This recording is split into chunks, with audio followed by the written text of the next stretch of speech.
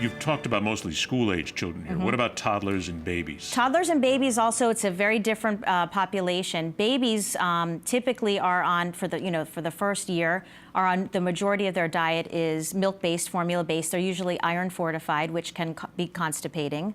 Then when you start adding iron fortified cereals, when they first start foods, those again can be constipating. When you move into toddlerhood, it gets a little tricky because toddlers are notoriously poor eaters. They eat probably maybe just like teenagers. Right. Just thought I'd throw that in there. Right. They eat maybe 3 or 4 food items. You know, they eat very starchy foods. They drink milk.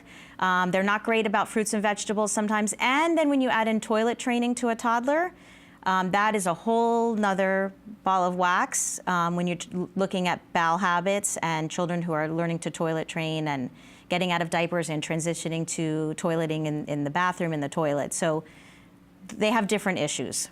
And you really have to be attentive because a teenager or a kid, some 10, 11, 12, can tell you if their stomach's hurting.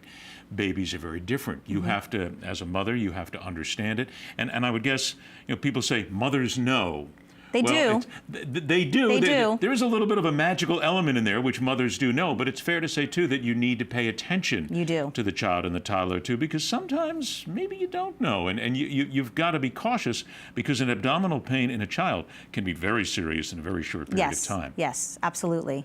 So how do you then not just be the magical mom? What are you looking for? When in doubt, you need to call your pediatrician. When in doubt, if it looks to be more severe than a visit to your pediatrician, you need to go to the emergency department.